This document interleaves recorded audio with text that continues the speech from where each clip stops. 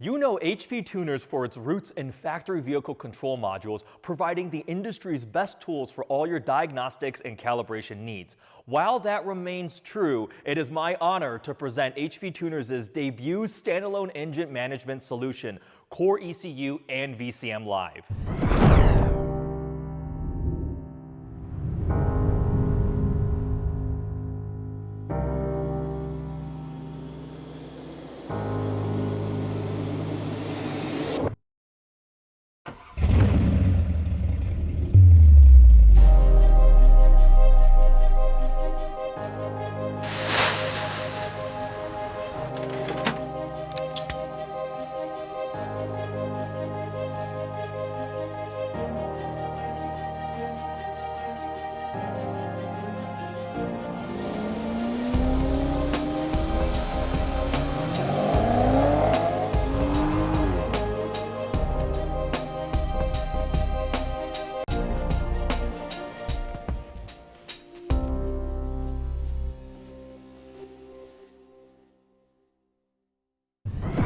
CORE ECU is our very first standalone ECU, currently supporting the legendary LS platform.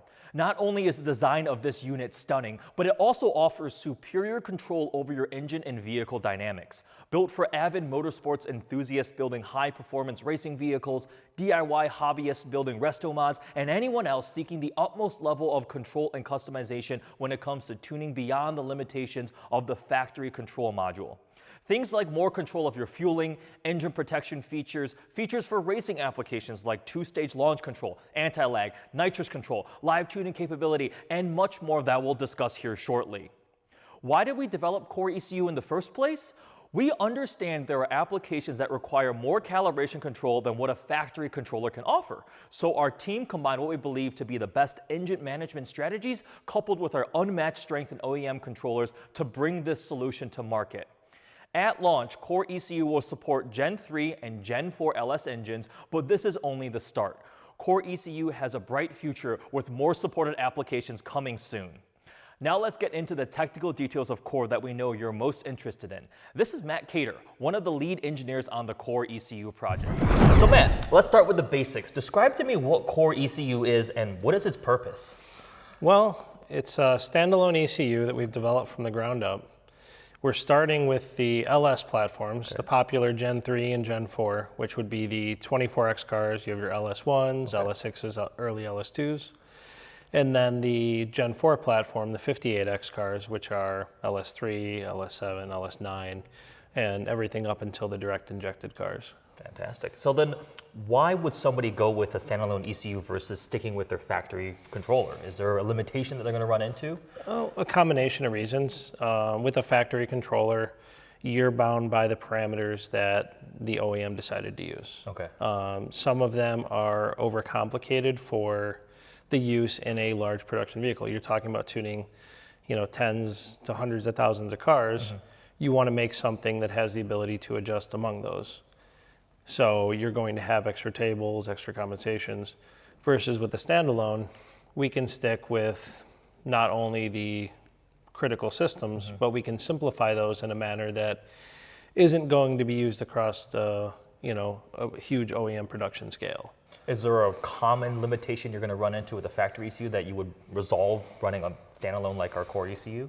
One of the biggest ones is, engine protections. Okay. And the versatility with CORE ECU, we can actually develop these strategies that we use inside the ECU where we can do things like map switching. We can go into applications that the OEM wouldn't generally allow us to go into because it isn't built into their calibration, it isn't built into their strategy. Would that be like what kind of things would that be? Some of it can be, for a naturally aspirated car, like the, say an LS3 vehicle.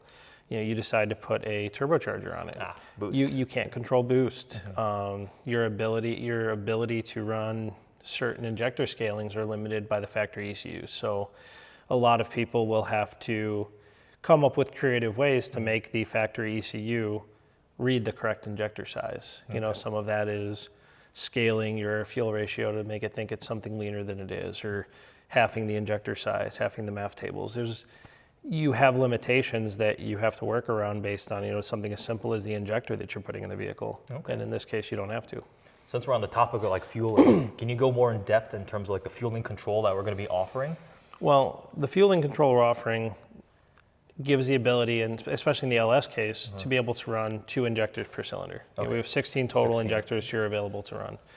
And one nice part about the way we've done this is we've gone with a very simple strategy. We give the customer, the user, the ability to take and adjust each individual injector. So if you had a set of, we'll say 1050 or 1000 cc injectors for your primary injectors, you can use that. You can drive around on the street, run nice and smooth, dial the car in, and then when you need to make more power, say you have a car that's running, full E85, or even in case something crazy like methanol, where you need a larger injector, you can have that 2600 cc injector or that ridiculously sized injector that will meet your needs for fueling, but not sacrifice your drivability. So up to 16 injector control, any other special things like sequential control, things like that? I mean, sequential is kind of become a standard Okay. thing among all ECUs. There's a lot of things that we do that you'll find on other ECUs in the market. Okay. There's certain things that aren't necessarily innovative, but the way we approach it, that's where it becomes different. Can you elaborate on that? Oh, yes. Yes. I can do. So the way we look at it, like I say, we're characterizing the injectors. You can characterize them individually, and then we use a simple table to be able to tell how much of each injector we want to use. Okay. So we'll have a maximum pulse, a total pulse width that we're using for the injectors combined, Okay. and then we can divide that up based on a percentage table so that you can simply choose, okay, I'm running primarily the secondary injector or a mix of both of them. In any ratio, you want 0 to 100%, 0 being primaries, 100 being all secondaries. I'm just pretending to understand all of that. This is why I'm the tech guy here. So you're familiar with HP Tuner's VCM Suite, right? We have our software to control everything, and it's split into 2 parts. You have the diagnostics part, which is VCM Scanner, and then we have the calibration part, which is VCM Editor. But for Core ECU, we're pairing it with VCM Live, which is everything all in one. So talk to me about VCM Live. What do people need to know about VCM Live? Well, part of what we're trying to do is make it simpler for the customer to be able to do everything they need to do with the standalone.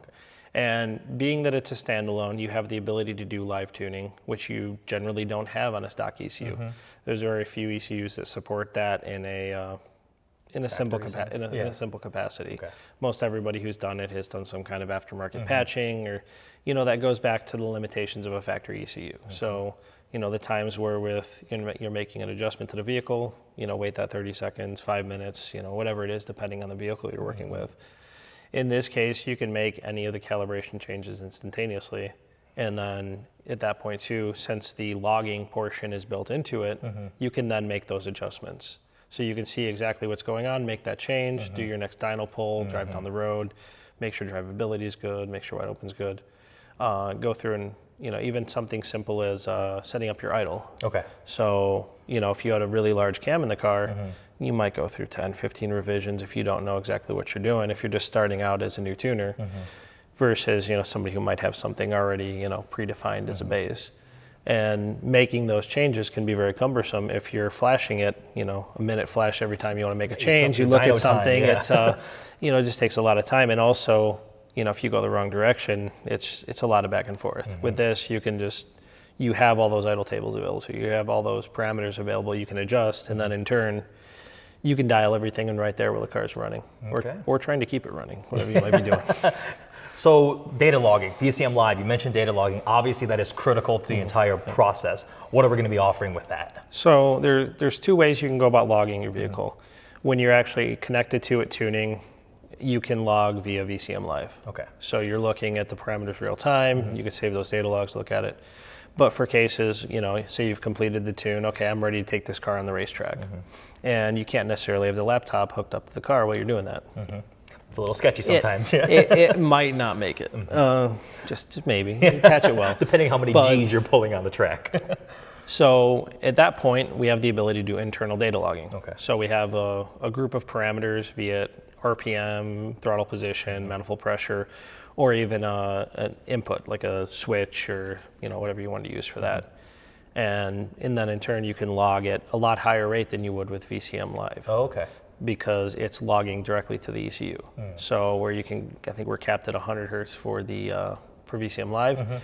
You can do up to 1 kilohertz, 1,000 hertz of logging. One is for VCM scanner. For the internal data logging. Oh, okay. Yeah. So with VCM Live, Yeah. as you're going through your logging with the computer, Yeah. you're limited because of the speed that the computer talks to the ECU. Okay. So then with the internal logging, it opens that up so we can go as fast as the hardware will allow. And initially, we're looking at logging up to 150 channels, maybe more, at 1 kilohertz.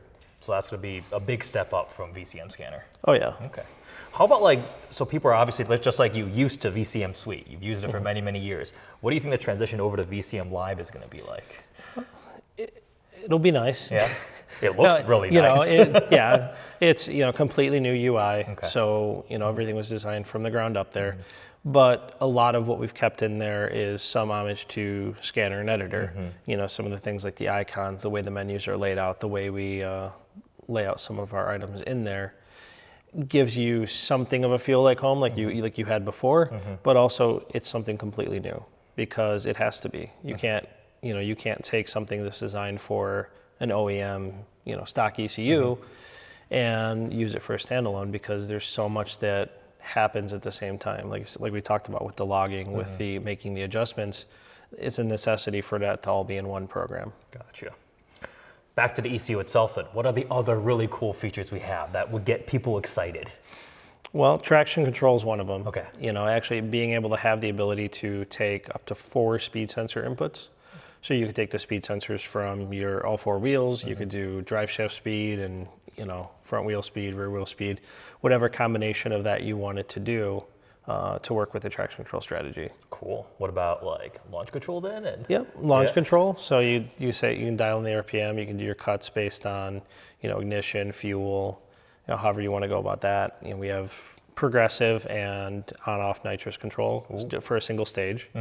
Currently, that's what we're doing. Maybe expand that more later if there's interest, but we're starting with single stage nitrous control. So we're able to use our PWM outputs to regulate that. So you can ramp that up or you can just have it on as soon as you want it to. I definitely saw some nitrous in one of the development cars that we have. Oh yeah, a little 100 shot. Okay, it's enough. Just a little. It's a little bit. Yeah, just a little bit. So out of all the features that are going to be coming with Core ECU VCM Live, which one are you the most excited and impressed about? Putting you on the spot, you got to pick one. No, you got to pick one and only one. One that I like. Yeah. I mean, really, something very simple about Core and the way these strategies were developed themselves. The PID control. Okay. How we handle our PID loops for everything, because that goes into all aspects of it. It goes into the boost control. It goes into our closed loop fueling. It goes into pretty much any sort of closed loop strategy we have built in there revolves around our PID loops that we have built in. And that's something that has been very impressive compared to working with other standalones, other ECUs, how easily we're able to dial those in, how easily we have control over that versus, different parameters out there. People set things up different ways. This is a lot more intuitive, quick to respond. Very cool. So obviously another critical part of tuning a vehicle is going to be spark and airflow. So what are we offering with Core ECU? I mean, starting with spark, obviously to support the LS engine, you need to have individual coils. So, starting with 8 coils, technically if we want to just do direct spark like that, you're limited to 8 cylinders, but with wasted spark, in theory, we could do 16 injectors, so 16 cylinders. So we could theoretically run a Bugatti Veyron. Theoretically. I don't know if our budget can support that quite yet. It is that time of year, we can find out. But, and then in regards to airflow, we have a few different airflow models we're using currently at the release of Core. We're using speed density, which is pretty much the standard among most standalones. We also have the ability for the customer to run the mass airflow meter if they so desire. Okay. And then if they did go crazy and do individual throttle bodies on their LS, we have all the modeling to support Alpha N. Okay. That's all built in. And then in terms of MAF and speed density, we have a hybrid version where you can go between the two as you need based on what your requirements are. Say you want to use one versus the other or transition over to it, you have that option.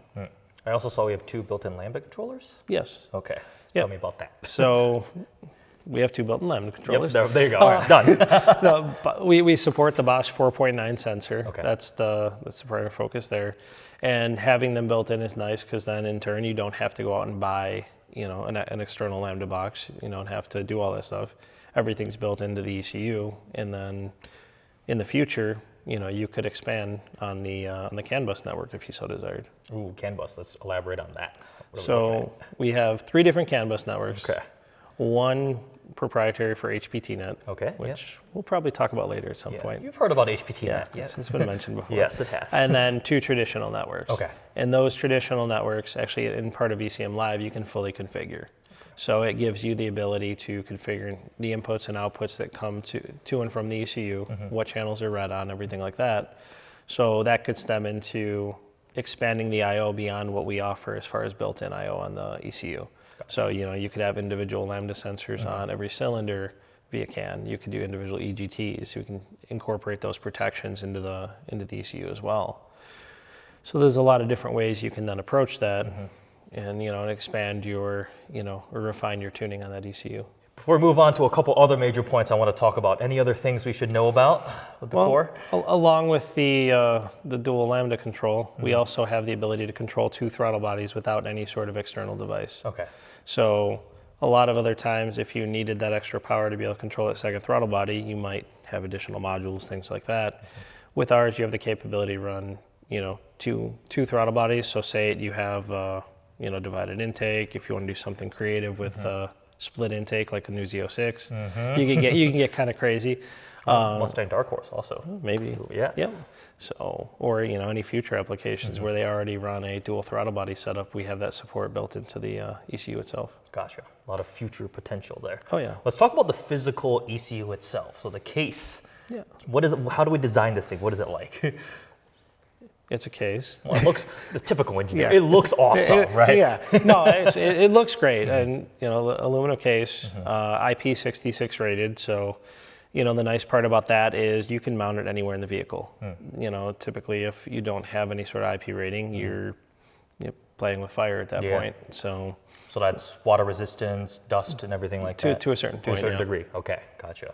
Yep. What about physical IOs on the actual ECU? Physical I/O is actually another thing we should probably highlight because compared to a lot of other ECUs on the market, we have a lot more built-in I/O. Okay. And then kind of going back to the CAN bus side of things, with the CAN expansions, being able to run, integration with PDMs or integration with keypads, things like that, your I/O kind of becomes endless because you can customize that. You're not restricted like you would be on some other ECUs where you have to run their family of products. As long as you have the DBC files, the information you need, you could set up that I/O to go in and out of the core ECU. Gotcha. A lot of features. I'm so excited that we're bringing this to market. I mean, things that we've covered include nitrous, launch control. To me, those sound like fun things, right? Oh, yeah. Map switching. What about AC and like all those other things too? You get some of the vehicle support side of it right off the bat as well. You get, with the I/O, you can then integrate, keep your AC for your car. So say it is a cruiser you like to drive on Sundays, take it out, show it off at car shows. You can also have all those creature comforts. You get the AC, you have the ability to, the newer alternators, you can control the voltage output to those. And on top of that, automatic transmission support, which we haven't talked about. Starting off with the 4L60 and the 4L65, and then, everything will have provisions to do the 4L80 as we expand. But those are the 2 we've tested currently. Immediately, gotcha. So, transmission control included too. So obviously, this is a big step forward for HP tuners into a new space that we haven't occupied before. In your opinion, why is this such a big deal, and why should we be excited? All of us, why should we all be excited? Really, this is just the beginning. We're starting kind of where we started from the beginning of HP tuners with an LS platform. So, doing that well, making sure that goes out on the market well, we start with something we know very well. And what we've done here is we've not only taken what we know, but also what, we as a tuner, as a calibrator, things we've learned from the past. And all right, how can I make this better? How can I make boost control better? You're working with, just about every different platform out there, be it stock ECUs and standalones. Like, all right, I've seen what I like, what works, what's easy. And a lot of it is making it not only robust and complex enough that it can do everything you need to do, but also making it simple enough that anybody can do it. And if you start to overcomplicate things, like you see a lot in the stock ECUs, you tune, 26 torque tables to turn the boost up on a BMW. Yeah. You don't have that here. You have, exactly what you need in the simplest form possible, while still providing you all the adjustability. So the hardware is obviously very important, but just as important is the software, VCM Live. So let's go take a quick look at how VCM Live works. All right, so today we're here at Black Dog Speed Shop. We're doing some dyno pulls with one of our test vehicles. Going to take and do a quick walkthrough of VCM Live, how you use it, some of the features, and then do a pull, go over the data logs and a little bit more information on it. So we'll start by opening up the tune that we're planning to use. Then at that point we can connect to the ECU. In this case we already have the file downloaded on the ECU, so you saw there was no comparison, no anything. The data matched perfectly, so we can proceed there. Now we're going to take a walk through the menus. We have our tune menu, pretty standard, kind of what you'd normally expect to see in editor or scanner. You've got your open, save as, and in this case upgrade tune. So in cases where we have new firmware or new strategy, this gives the user the ability to upgrade the tune and use it with the current version of software. And then the tune info itself gives you all the details on the tune. And then under layout, we give you the ability to not only make your own layouts, but we have two default layouts, a basic and an advanced layout. These layouts give you the information that you need to be able to tune the vehicle either in a basic setup or more advanced, where you can see some of the nitrous control, boost control, in this case, automatic trans control and traction control are both under this. From there, we'll go to the log menu. We'll show you more of that after we do our first pull.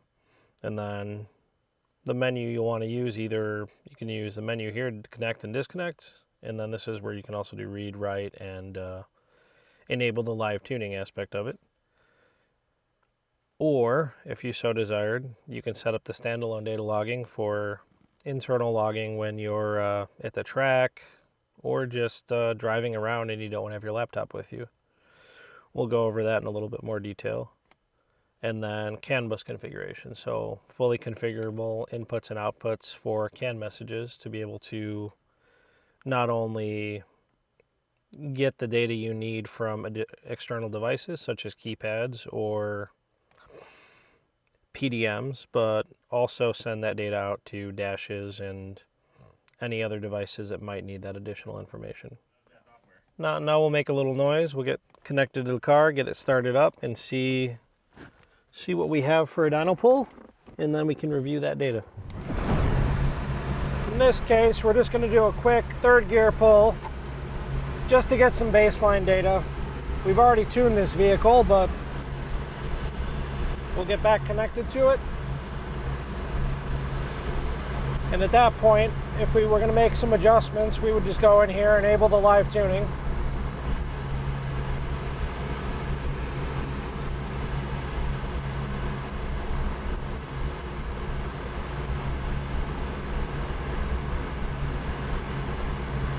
And now we're ready to do our pull. Get the car going in third gear.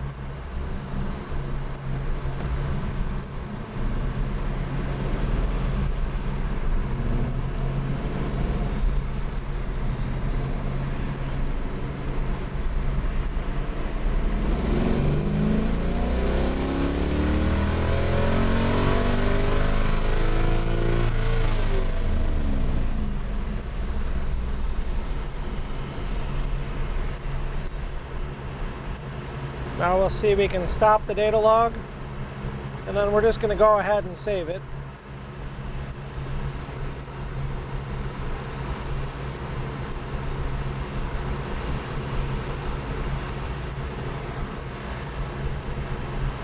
And I'll go ahead and turn the fans off, turn everything off, and we can talk through this data log.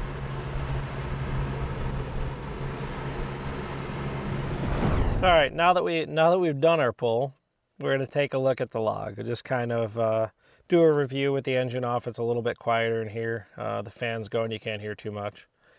But you can see very similar to VCM Scanner in the way the time graph is laid out, as well as the measurement list on the left side. That gives you all the information you'd like to have in a number form versus, time graph is exactly that. You can look at all the information throughout the pull, and then at a later point we can show you the live tracing and some of the other functionality as to how it works on VCM Live. Then here, same thing, we're offline with the vehicle. If I want to just open a data log, I would just go back to my third gear pull. It would open it up, and then we can zoom in, zoom out, do whatever we want to do with that, and review that data, be it sending it to a tuner or you just reviewing it outside the dyno cell. Or, as opposed to that, in the moment we can actually do the live tuning and make those adjustments real time without having to do any changes, flashing, anything like that. And just dial in that parameter we're looking to dial in, be it idle, wide open throttle, whatever it might be working on at that point. Next thing we'll go about demoing is the logging config. Inside the log config, you can actually go through and set up the standalone data logging. This is something that will allow you to log without the computer connected to the ECU, but the biggest gain on that is it'll allow you to log at a lot faster rate. With the computer connected, you're logging at a maximum of somewhere around 100 hertz. With the internal data logging, you're up to 1,000 hertz. And the nice part with this functionality is you can go through and you can take and actually choose what you want to log each parameter at. So, engine RPM, you might log faster. Something like coolant temp, I may want to log at, something like 5 hertz or 10 hertz because it's not a parameter that's going to change that frequently. So what that allows you to do is prioritize the things you want to log at a faster rate, be it something you're troubleshooting or something you're working on, or just be able to get that much more of the important data on there without capturing a whole lot of the data that you don't necessarily want to have inside the log at that high frequency. And then from there you have the triggers you can set. You can set your minimum RPM, your minimum throttle position, even minimum speed. So say you're on the track, you don't want it to log anything below, when you start moving, say pit speed's 30 mile an hour. Okay, we're going to log above 30. And then off delay. We don't really need that. And then based on the log itself, we can set the size of the actual log. So if we wanted the log to be relatively small for each size, it will go up to 8 megabytes, and then we will go to the next log. Same way with, we have a rollover function in here. This allows you to then, if you wanted to keep logging, say it was an endurance race or something, and you were logging everything at a higher rate where you're using a lot of memory, this would allow it to start over instead of just stop logging once it reaches the end of the memory. We have 2 gigabytes of memory, so it should get you pretty far. And then you have the ability to get the files here and save, delete, do everything you need to do with that so that memory is clear for the next time you go out. And I think that about covers the basics of VCM Live. As we've put together VCM Live, we've taken a lot of the things we like and you guys have come to enjoy about VCM Scanner and incorporated that into the functionality and how our system works, making it something that if you're familiar with the HP Tuners family of software, then you're able to jump right into this, and it feels comfortable, it feels familiar, along with those upgraded features and the required additional features that then end up going hand in hand with having a standalone ECU with live tuning, being that editor and scanner essentially are incorporated into one. VCM Live does everything in one place, so you're not having to open multiple softwares. you can do everything right here, and that's really all you need. We are so excited about this new product and new division of HP tuners, and we hope you are too. For everyone who's about to embark on a new high-performance build that requires more control and customization, or maybe you've been hung up on the engine management part of your existing build, we hope you consider CORE ECU. Make sure you head to our website to read about CORE ECU and VCM Live as we cover even more features and specs there. Lastly, if you want to know when orders open for CORE ECU, sign up on our website and we'll add you to a special email list. You'll get an email 24 hours before orders open so you're ready to go. Thank you for watching. See you in the next video.